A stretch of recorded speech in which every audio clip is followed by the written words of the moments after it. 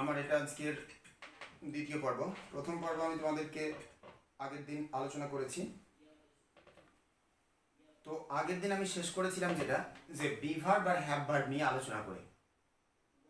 এবারে বলেছিলাম যে বি ভার্ব আর হ্যাভ ভার্ব কোন সাবজেক্টের পরে অর্থাৎ কোথায় ব্যবহৃত হয় সেটা আজকের দিনের আলোচনা হবে।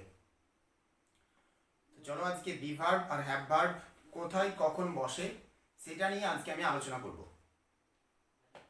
তো এর আগের দিন আমার বোর্ডের প্রয়োজন অনুভূত হয়নি, তাই আমি বোর্ড ইউজ করিনি। আজকে আমার মনে হচ্ছে যে বোর্ড দিয়ে বোঝালে ভালো হয়, তাই আমি আজকে বোর্ডের ব্যবহার করেছি।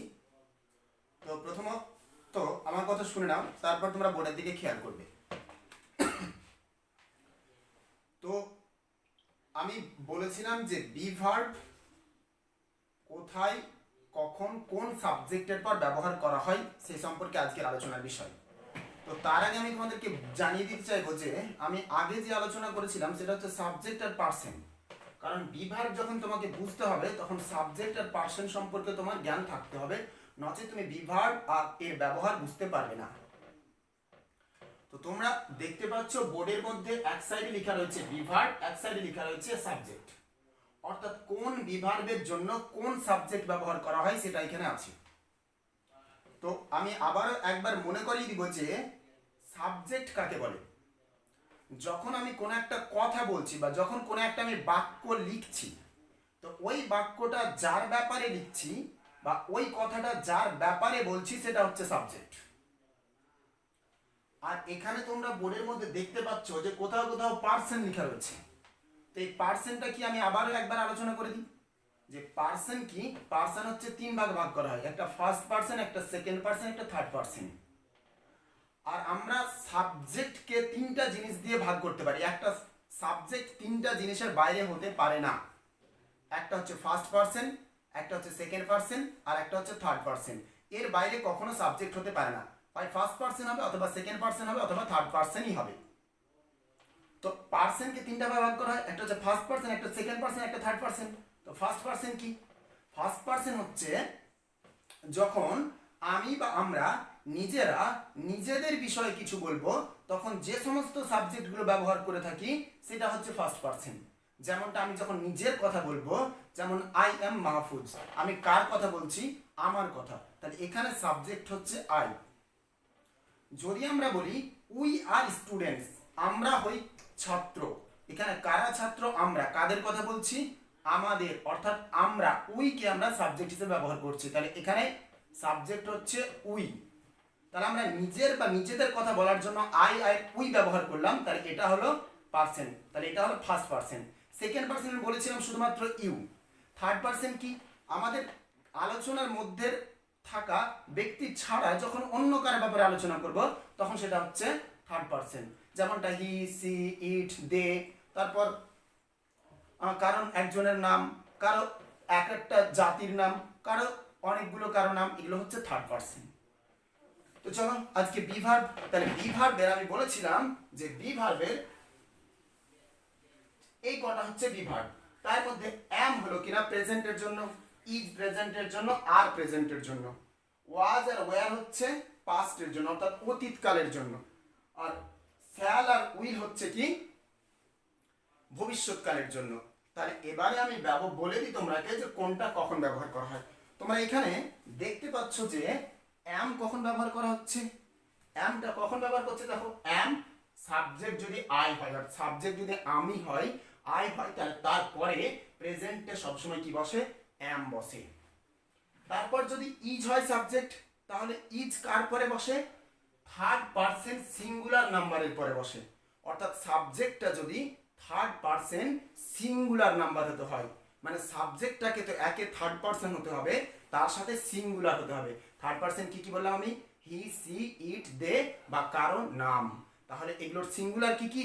হি সিঙ্গুলার, সি সিঙ্গুলার, ইট সিঙ্গুলার, কিন্তু দে সিঙ্গুলার নয়। আমি এর আগে আলোচনা করেছি দেটা হচ্ছে প্লুরাল, তাহলে দে এর পরে কিন্তু ইজ বসবে না, হি এর পরে, সি এর পরে, ইটের পরে আর কারো একজনের নামের পরে বসবে ইজ। এবার আর বিভাগ, আর কোথায় বসে? বাকি সমস্ত সাবজেক্ট, অর্থাৎ আই আর থার্ড পার্সন সিঙ্গুলার নাম্বার বাদ দিয়ে যত সাবজেক্ট হবে সবার পরে আর বসে। তাহলে প্রেজেন্ট ফর্মের বিভাগ তিনটা, অ্যাম, ইজ, আর। এবার চলো আমি যাচ্ছি পাস্ট ফর্মের বিভাগের জন্য, অর্থাৎ অতীতকালের বিভাগের জন্য। এই যে তোমরা বর্তমান, অতীত আর ভবিষ্যৎ বলছি আমি, এটা বেশি করে বুঝে নেবে তোমরা যখন আমি টেন্স করাতে যাব তখন। ওয়াজ আর ওয়্যার এই দুটো হচ্ছে পাস্ট টেন্সের বিভাগ। তাহলে ওয়াজ কোথায় বসে?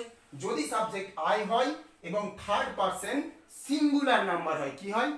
আই হবে, তাহলে তারপরে ওয়াজ বসে। আর থার্ড পারসন সিঙ্গুলার নাম্বার, আমি বারবার বলছি থার্ড পারসন সিঙ্গুলার নাম্বার কি কি, তাহলে সেগুলোর পরে ওয়াজ বসে। এবারে ওয়্যার, অর্থাৎ পাস্ট ফর্মের বিভাগ একটা ওয়্যার। ওয়্যার কোথায় বসে? ওয়্যার বসে কিনা বাকি সব সাবজেক্টের ক্ষেত্রে। তার মানে কি, আই আর থার্ড পারসন সিঙ্গুলার নাম্বার বাদ দিয়ে বাকি সব সাবজেক্টের পরে কি বসবে? আর বসবে, সরি কি বসবে? ওয়্যার বসবে। এটা কিন্তু মনে রাখো যে আই আর থার্ড পারসন সিঙ্গুলার নাম্বার বাদ দিয়ে, মানে উই এর পরে ওয়্যার বসে, সেকেন্ড পারসনের পরে ওয়্যার বসে, আর থার্ড পারসন প্লুরাল নাম্বারের পরে ওয়্যার বসে। শ্যাল বা এখানে হতে পারে শ্যাল বি, এটা আছে উইল, এখানে হতে পারে উইল বি। তো এই শ্যাল বি বা শ্যাল কোথায় বসে? ফার্স্ট পারসনের পরে শ্যাল বসে। তাহলে ফার্স্ট পারসনের সাবজেক্টিভ ফর্ম কি কি? আই আর উই। তাহলে এই দুটোর পরে বসে শ্যাল বা শ্যাল বি। উইল বা উইল বি কখন বসবে? যখন সেকেন্ড পারসন বা থার্ড পারসন হবে। সাবজেক্ট যদি সেকেন্ড পারসন বা থার্ড পারসন হয়, সাবজেক্ট যদি সেকেন্ড পারসন হয় বা থার্ড পারসন হয়, তবে তারপরে সর্বদা উইল বসে বা উইল বি বসে। তাহলে আমি আশা করি তোমরা বি ভার্বের ব্যবহার কটা জানতে পেরেছো। তার বিভাগ অ্যাম, ইজ, আর এটা হলো প্রেজেন্ট ফর্মের জন্য, ওয়াজ, ওয়্যার এটা হলো পাস্ট ফর্মের জন্য, আর শ্যাল বি বা উইল বি বা শ্যাল বা উইল সেটা হচ্ছে ফিউচার ফর্মের জন্য। তাহলে এই লিস্ট যেটা দেখতে পাচ্ছ তোমরা, সেই লিস্টটা তোমরা খাতায় নোট করে নিবে, নোট করে পড়বে, তাহলে ভালো বুঝতে পারবে। তো চলো, তাহলে বি ভার্ব আমার শেষ হলো। এবারে আমি কি করব? হ্যাভ ভার্ব বোঝাবো। কি ভার্ব? Have verb. বন্ধ করছিস? তাহলে বি ভার্ব হলো, এবারে হ্যাভ ভার্ব আমি লিখেছি। হ্যাভ ভার্ব কটা? Has, have, had, shall have আর কি উইল হ্যাভ। তার মানে কি দেখতে পাচ্ছ তোমরা যে হ্যাভ ভার্ব কটা হচ্ছে? হ্যাজ, হ্যাভ, এই দুটো হচ্ছে প্রেজেন্ট ফর্মের জন্য। হ্যাড হচ্ছে পাস্ট ফর্মের জন্য, এইচএডি হ্যাড কি পাস্ট ফর্মের জন্য। আর শ্যাল হ্যাভ আর উইল হ্যাভ হচ্ছে ফিউচার ফর্মের জন্য। তাহলে এখানে হ্যাজ কোন সাবজেক্টের পরে বসে? তাহলে হ্যাজ বসে থার্ড পারসন সিঙ্গুলার নাম্বার। তোমরা দেখতে পাচ্ছ এখানে কি থার্ড পারসন সিঙ্গুলার নাম্বার। তাহলে থার্ড পারসন সিঙ্গুলার নাম্বার তার মানে কি সাবজেক্টটা যদি থার্ড পারসন সিঙ্গুলার নাম্বার হয় তবে তারপরে হ্যাজ বসে। তাহলে হ্যাজ কোথায় বসে বোঝা গেল। এবারে have, H A V, have কোথায় বসে? আই প্লাস বাকি সব সাবজেক্ট। আই প্লাস বাকি সব সাবজেক্ট মানে কি আই যদি সাবজেক্ট হয় তাহলে তারপরে হ্যাভ বসবে, আর বাকি সব সাবজেক্ট মানে কি সেকেন্ড পারসন হলে হ্যাভ বসবে, আর থার্ড পারসন প্লুরাল নাম্বার হলে হ্যাভ বসবে। কারণ আমি ইতিপূর্বে বলে ফেলেছি যে সাবজেক্ট তিন ধরনের হয়, এক ফার্স্ট পারসন, একটা সেকেন্ড পারসন, একটা হচ্ছে কিনা থার্ড পারসন। এর বাইরে সাবজেক্ট হয় না। তাহলে হ্যাজের কথা বলে দেওয়া আছে থার্ড পারসন সিঙ্গুলার নাম্বার, তাহলে এখানে বাকি থাকলো থার্ড পারসন প্লুরাল নাম্বার। তাহলে থার্ড পারসন প্লুরাল নাম্বারের পরে হ্যাভ বসে, আর আই এর পরে হ্যাভ বসে, আর সেকেন্ড পারসনের পরে কি বসে?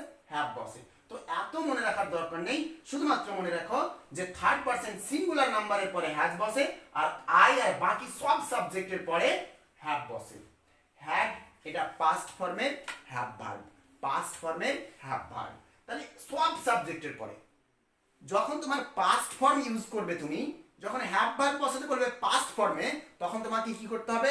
সর্বদাই হ্যাড ব্যবহার করতে হবে। এর কোনো ডিভাইডেশন নেই, এর কোনো পার্টিকুলারিটি নেই, এর কোনো নির্দিষ্ট কোনো সাবজেক্ট নেই। এটা first person singular plural, second person singular plural, third person singular plural, সব পরে সব কিছুর পরেই হ্যাড বসে। এবারে ফিউচার ফর্মের হ্যাভ ভার্ব শ্যাল হ্যাভ আর উইল হ্যাভ। শ্যাল হ্যাভ কোথায় বসে? তো এই শ্যাল হ্যাভ হ্যাভ ভার্বের ব্যবহার আর বি ভার্বের ব্যবহার একই। কারণ আমি ইতিপূর্বে কি বলেছি? শ্যাল বি কোথায় বসে? ফার্স্ট পারসনের পরে।